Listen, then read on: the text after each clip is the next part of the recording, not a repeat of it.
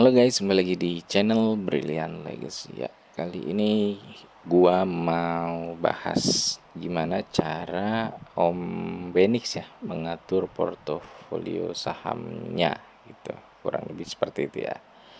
Jadi itu ada dari serial AMA ke-18, berarti di awal-awal nih, mungkin video 2 atau 3 tahun yang lalu kali ya. Oh tuh 2022. Berarti ya 2 atau 3 tahun yang lalu lah gitu ya. Jadi sebenarnya lebih enak kalian nonton sendiri gitu videonya. Keywordnya nanti cari aja di YouTube, Benix Portfolio gitu ya, kayaknya dia akan muncul di hit kedua atau ketiga gitu ya, seperti itu. Nanti di searching aja, ditonton sendiri lebih detailnya gitu. Cuma kalau kalian mau langsung lihat rangkumannya, nah, di salah satu chat ya, kalau nggak salah tuh, di salah satu chat itu ada yang apa namanya tuh,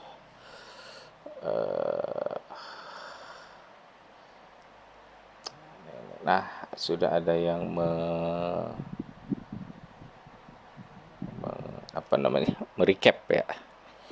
Jadi di video ini tuh disarankan untuk membagi ke 5 jenis saham ya. Jadi ada satu saham risiko tinggi ya, lalu kedua ada risiko rendah atau blue chip gitu ya. Yang ketiga itu saham momentum, yang keempat saham jangka panjang atau value investing. Lalu yang kelima itu saham siluman bahasanya gitu ya. Oke, jadi kalau kita bahas saham risiko tinggi gitu ya, itu berarti kita cari saham-saham yang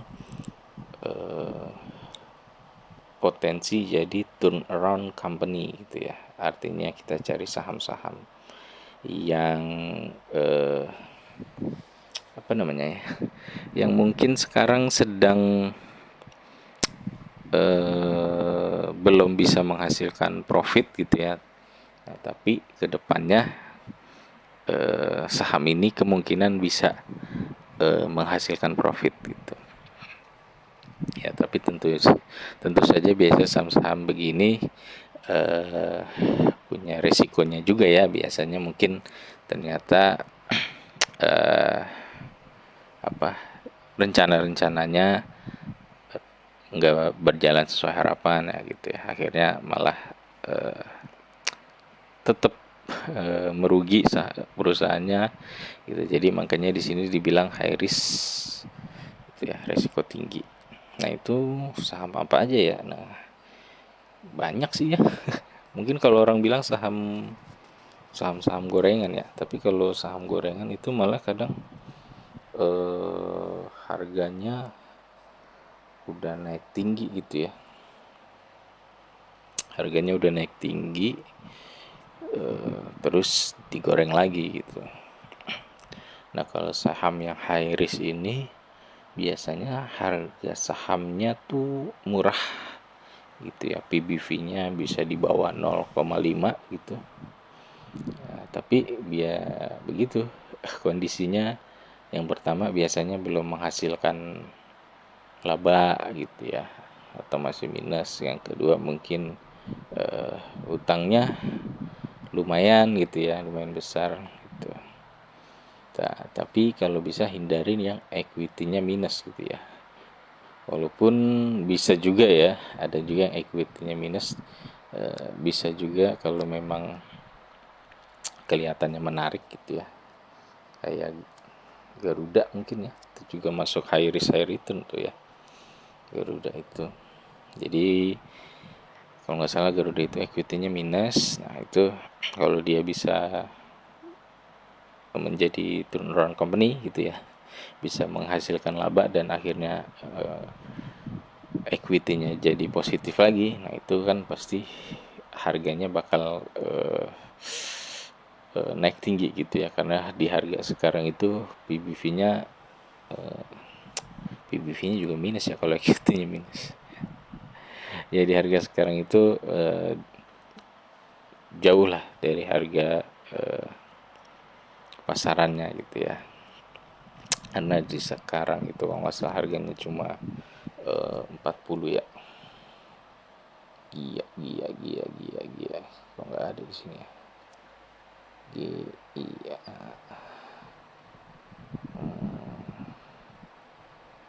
Oke, nah, saya cari kalau gitu.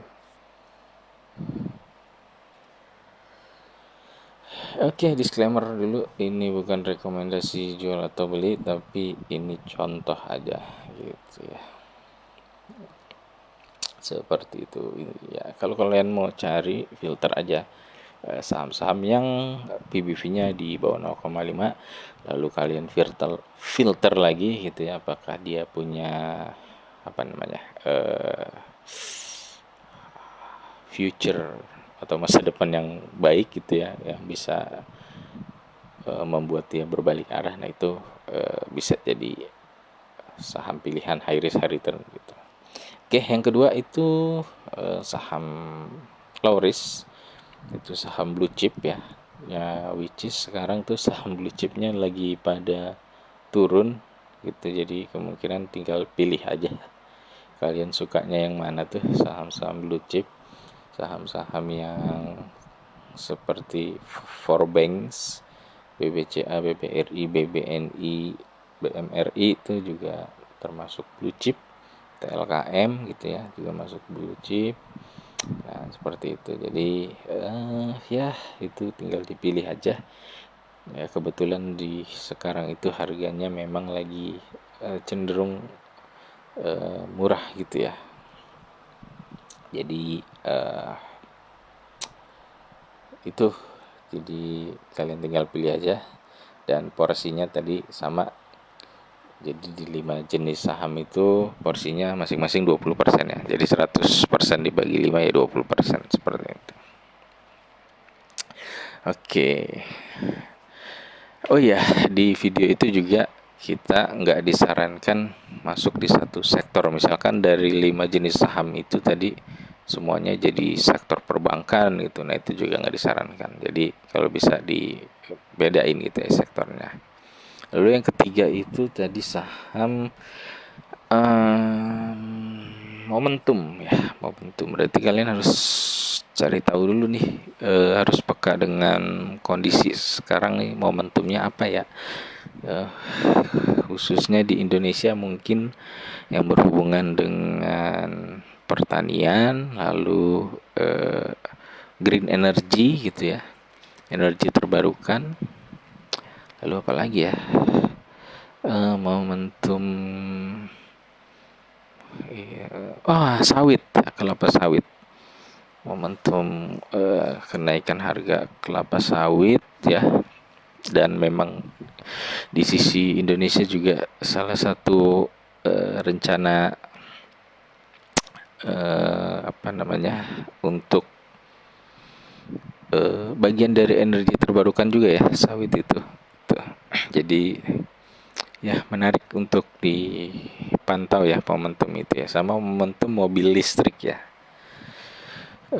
Kalau perusahaan mobil listriknya kita nggak ada ya kayaknya. Ada deh, tapi bis itu ya hitungannya.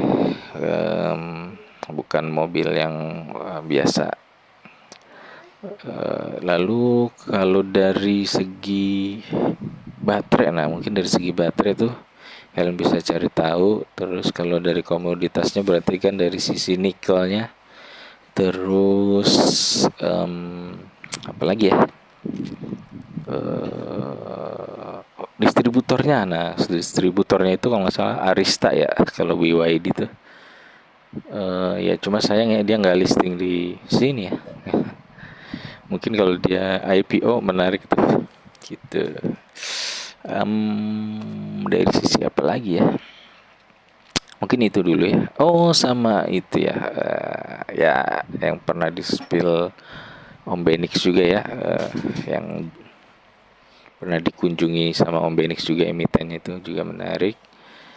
Yaitu berkaitan dengan momentum mobil listrik gitu ya. Jadi ada beberapa momentum lah di tahun ini yang bisa kita manfaatkan. Dan berarti tadi baru masuk ke tiga jenis saham. Saham high risk high return, resiko tinggi, terus resiko rendah, yaitu masuknya ke blue chip gitu ya. Lalu yang ketiga momentum, nah ini yang harus dipelajari dulu gitu ya kondisinya gitu. Dan yang keempat itu saham jangka panjang. Nah, di situ juga dijelaskan saham yang value investing gitu ya. Artinya saham-saham diskon, saham-saham yang salah harga gitu. Nah, ini di di apa di tahun ini lah ya, di tahun ini memang banyak sebenarnya saham-saham blue chip ya yang hitungannya salah harga gitu ya. Jadi bisa masuk juga tuh kalian pilih dari saham-saham blue chip ya. Kalau misalkan kalian pilih di antara four banks untuk yang di saham low risknya, mungkin di saham yang apa namanya, yang jangka panjangnya bisa dari sektor lain gitu, jangan banks juga seperti itu. Ya itu tadi yang keempat ya, jangka panjang value investing itu banyak juga lah, nanti kalian pelajari juga dulu itu ya, artinya cari saham-saham yang bagus ke depannya jangka panjang tapi memang kondisinya lagi salah harga gitu ya. Jadi ya mungkin untuk invest 5 sampai 5 tahun lah, 5 tahun lebih mungkin ya. Jadi memang untuk jangka panjang gitu ya. Ya mungkin seperti Goto juga bisa jadi pilihan, karena disclaimer dulu ya, bukan saran atau ajakan, tapi kalau kalian punya proyeksi Goto bisa jadi kayak Amazon, nah mungkin kalian bisa mempertimbangkan itu gitu. Tapi mungkin nggak menurut kalian gitu ya, kalau memang mungkin ya bisa jadi pilihan, tapi kalau menurut kalian kayaknya nggak mungkin dah ya, berarti nggak usah gitu ya. Seperti itu ya, kayak gitulah. Atau saham-saham batubara ya, saham-saham batubara yang salah harga atau memang lagi turun karena memang lagi apa namanya, harga batubaranya juga lagi turun, jadi ya cuannya juga kemungkinan ikut turun dan harganya juga biasa ikut turun gitu ya. Nah, nggak tahu nanti 5 atau berapa tahun ke depan apakah akan balik lagi harganya gitu ya, saat kondisinya eh, tidak, sekarang kan kondisinya tuh katanya lagi oversupply ya gitu. Kalau nanti suatu saat sudah nggak oversupply, apakah harganya bisa naik lagi atau gimana, kita juga nggak tahu gitu. Tapi itu mungkin bisa jadi salah satu pilihan ya gitu. Ya mungkin itu aja. Ini gambarnya di Garuda mulu dari tadi ya, gua ngomong-ngomong. Iya, oke. Lanjut aja yang kelima itu. Nah, saham siluman ini yang menarik nih gitu ya. Ada beberapa yang kita harus lebih cari tahu lagi ya. Salah satunya mungkin baca laporan keuangan gitu, baca public expose gitu ya. Nah ini memang lebih efektif itu kalau kita investigatif investing ya. Jadi kita ngecek langsung ke lapangan gitu atau ke perusahaannya, bisnis realnya itu yang dijalanin apa sih gitu kan. Ya kayak mungkin kalau kalian tahu itu kayak Akra kan kelihatannya itu apa ya, bisnis energi gitu ya, jualan minyak gitu, jualan pom bensin BP gitu, AKR. Nah, tapi dia punya bisnis lain juga, eh, kayak sentral bisnis terpadu gitu deh, ya kalau nggak salah tuh, ya kayak Cikarangnya tapi di mana ya, di Gresik apa ya kalau nggak salah. Nah itu nanti kalian cari tahu lagi ya gitu. Nah itu kan kelihatannya apa tapi isinya apa gitu ya. Nah itu kan kita bisa bedah juga tuh dari laporan keuangan gitu ya. Penghasilan terbesar dia sebenarnya dari mana gitu, apakah dari bisnis yang menjual minyak gitu ya, atau dari bisnis penyewaan lahan bisnis terpadunya itu gitu, kayak gitu. Atau kalau kalian pernah dengar saham Palm ya, Palm. Nah, ini kan kelihatannya eh, dari tulisannya tuh bahasanya kayak perusahaan sawit gitu ya. Deskripsinya udah masih ini kayak tuh, di deskripsinya tuh masih seperti itu tuh, padahal secara bisnis dia udah berubah nih, dia jadi perusahaan holding ya. Kalau kalian buka webnya itu, dia itu punya, terakhir itu pegang sahamnya, coba kita lihat ya, MDKA apa ya, MDMA ya.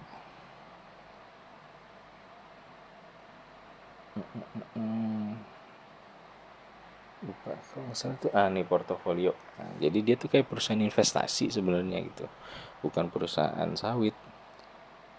Wih, udah 16 menit gua ngoceh-ngoceh. Nggak bisa lagi, nggak keluar. Nanti kalian buka aja webnya sendiri. Kalau nggak salah sih gitu ya. Ada MDKA sama MBMA kalau nggak salah. Kalau nggak salah. Gitu. Nanti cek lagi. Nah, itu kayak gitulah, berarti saham-saham yang kelihatannya apa ternyata apa gitu. Ada yang kelihatannya perusahaan percetakan, katanya perusahaan data center. Ada yang kelihatannya jualan es krim tapi ternyata eh, dari tapi ternyata perusahaan logistik juga gitu ya, perusahaan logistik, cold chain logistik terbesar kalau nggak salah kedua di Indonesia gitu. Terus apa lagi ya? Ya nanti kalian cari tahu aja lagi untuk informasi-informasi seperti itu ya. Saham-saham siluman ini memang agak unik gitu ya, agak susah juga nyarinya ya.